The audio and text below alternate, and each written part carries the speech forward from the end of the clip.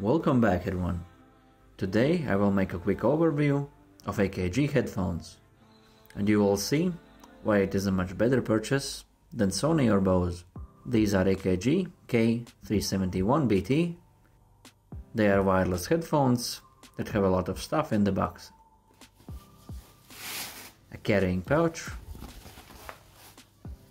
3 different cables that have very different use scenarios, and a USB cable as well.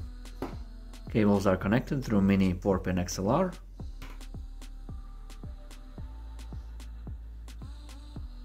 The cable is fixed in place with the lock mechanism. Here is a comparison with my Hifiman headphones. You can see the charging socket as well. Too bad it's micro USB. You can see that AKG is a much more portable device. That's why they have a Bluetooth function as well.